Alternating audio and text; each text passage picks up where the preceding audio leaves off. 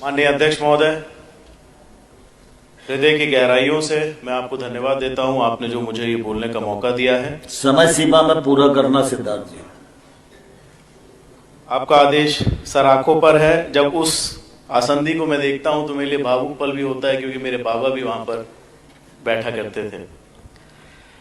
मैं इस बजट के सपोर्ट में बोलने के लिए खड़ा हुआ हूं और माननीय मुख्यमंत्री जी डॉक्टर मोहन यादव जी को, माननीय वित्त मंत्री जी आदरणीय देवरा जी को बहुत बहुत साधुवाद और धन्यवाद देता हूं जनहित हितैषी बजट लाने के लिए। माननीय अध्यक्ष जी, मोहन यादव सरकार पहले दिन से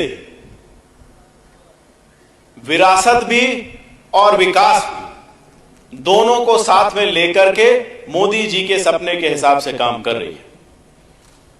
मुझे गर्व होता है और मैं बधाई देना चाहता हूं वित्त मंत्री जी को। पिछले एक साल में हमारी जीएसडीपी ग्रोथ 9.5% रही है, जो कि देश में अग्रणी राज्यों में से एक में है।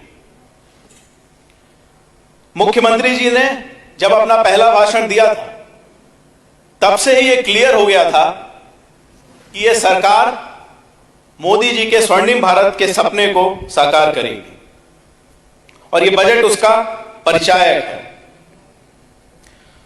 मैं बधाई देना चाहता हूं सरकार को, आदरणीय मुख्यमंत्री जी को, कि प्रदेश का आज तक का यह सबसे बड़ा बजट है और 16% वृद्धि पिछले साल से इस साल हुई है। और हमारा टारगेट है कि अगले 5 साल में हम इस बजट को डबल कर दें। जो आज 3.5 लाख है, ये 7 लाख करोड़ तक हो जाए। मैं इसमें वित्त मंत्री जी को और मुख्यमंत्री जी को बधाई देना चाहता हूं। ये ठीक उसी लाइन पर है। भारतीय जनता पार्टी ने बीमारों का टैग मध्य प्रदेश से हटाया।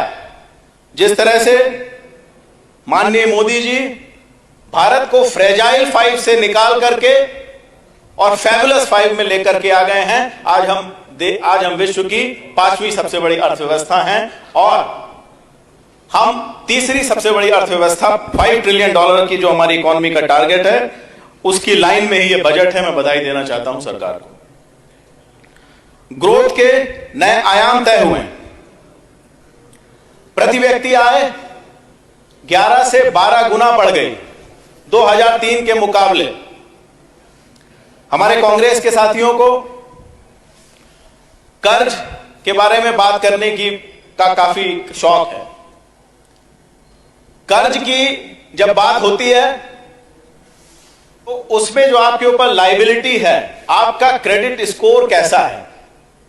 एक भी लोन हमने डिफॉल्ट नहीं किया है और मोहन यादव की सरकार, भारतीय जनता पार्टी की सरकार कर्ज लेती है इंफ्रास्ट्रक्चर बनाने में। हमारे मंत्री जी बात कर रहे थे, पूर्व कांग्रेस के थे घनघोरिया जी, कहां खर्च होता है पैसा। जब मैं आपके माध्यम से बता देना चाहता हूं अध्यक्ष जी कि जबलपुर से जब रीवा आते हैं तो सटासट जो रोड बनी हुई है उस ग्रोथ का एक हिस्सा है। कांग्रेस की सरकार जब थी, और मैं ये 15 महीने की सरकार की बात कर रहा हूं, जब ये लोग लोन लेते थे तो आईफा कराते थे।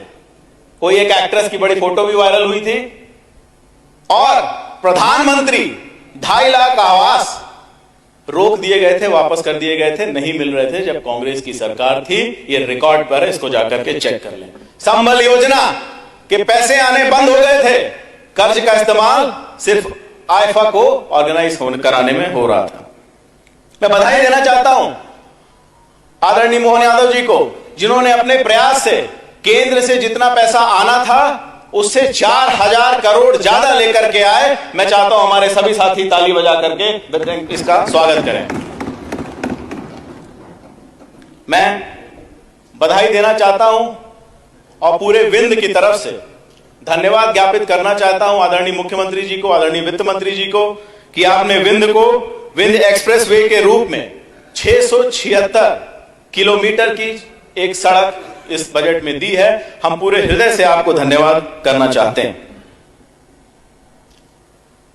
कुछ आंकड़े मैं विपक्ष के सामने रख देना चाहता हूं। सबको याद है, हम लोग छोटे थे, लेकिन हमारे विपक्ष में भी, यहां जो प्रतिपक्ष में बैठे हैं, कुछ इसमें से उस समय भी प्रौढ़ थे। 26 जनवरी 2024 को 17,614 मेगावाट बिजली की हमने आपूर्ति की है, जो 2003 से कई गुना ज्यादा है। हमारे कांग्रेस के साथी भी इसको मानेंगे। वो एक सरकार थी जब तत्कालीन मुख्यमंत्री ये बोला करते थे, ऑन रिकॉर्ड है, स्टेटमेंट पूरा सदन उठा करके देख सकता है, कि काम करने से सरकार नहीं बनती है। उनका उदाहरण कौन हुआ करता था कि जाकर के लालू यादव जी को देखिए, वो सरकार बार बार लाते हैं, काम कुछ नहीं करते हैं, और प्रदेश इसीलिए बीमारू राज्य बन गया था। हमारे कांग्रेस के मित्रों ने भी उसको भोगा हुआ है। मैं बधाई देना चाहता हूं मोहन यादव सरकार को, जिन्होंने इस बजट में गौ संवर्धन के लिए मील के पत्थर के रूप में काम किया। हमने, इस सरकार ने 76% बजट गौ संवर्धन के लिए बढ़ाया।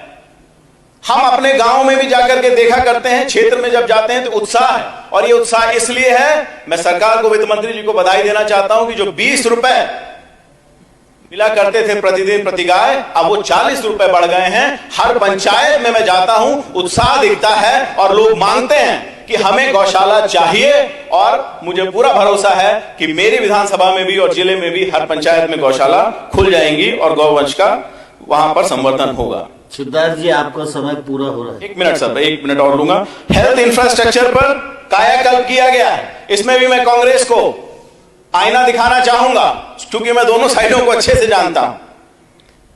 कांग्रेस के समय में 5 मेडिकल कॉलेज थे, और उसमें भी जो रीवा मेडिकल कॉलेज आया था, वो कांग्रेस के समय में नहीं आया था। 5 मेडिकल कॉलेज थे, उसमें से भी एक माननीय गोविंद नारायण सिंह जी ने खोला था, कांग्रेस के समय में नहीं आया था। आज 14 हैं, इस बजट में 3 खुलेंगे, अगले 3 साल में 8 और आएंगे। 5 से 5 गुना बढ़कर के 25 मेडिकल कॉलेज मोहन यादव सरकार खोल करके देगी। अध्यक्ष जी, मैं समय की सीमा को नहीं लांघूंगा। मैं बधाई देना चाहता हूं मुख्यमंत्री जी को कि 150 सीएम राइज स्कूल खुलेंगे। स्वयं मेरी विधानसभा में 2 और आए हैं, पहले से 1 थे। हमारे कांग्रेस के साथियों की विधानसभाओं में भी सीएम राइज खुलेंगे। आपको भी उससे लाभ होगा, आपको भी सरकार को उसमें बधाई देना चाहिए। माननीय अध्यक्ष जी, मैं एक सॉफ्टवेयर इंजीनियर हूं, इसलिए आर्टिफिशियल इंटेलिजेंस और इस मशीन लर्निंग को समझता, मैंने उसमें काम किया है। मध्य प्रदेश जिस तरह शिक्षा में इन्वेस्ट कर रहा है, आर्टिफिशियल इंटेलिजेंस में, मशीन लर्निंग में जो कर रहा है, हम ग्लोबल टैलेंट प्रोड्यूस कर रहे हैं अपनी स्टेट में। सो ना केवल हम भारत को, बल्कि विश्व की सारी कंपनियां आएंगी। मैं इसके लिए बधाई देना चाहता हूं आदरणीय देवरा जी को, आदरणीय मुख्यमंत्री जी को, कि ऐसा फ्यूचरिस्टिक बजट लाया है जहां अगले 5 साल में हम निवेश देखेंगे ग्लोबल कंपनी से अपने मध्य प्रदेश में। मैं पुनः एक बार इस सरकार को धन्यवाद देना चाहता हूं, और आपको धन्यवाद देना चाहता हूं कि आपने मुझे बोलने का मौका दिया। नरेंद्र मोदी जिंदाबाद, मोहन यादव जिंदाबाद।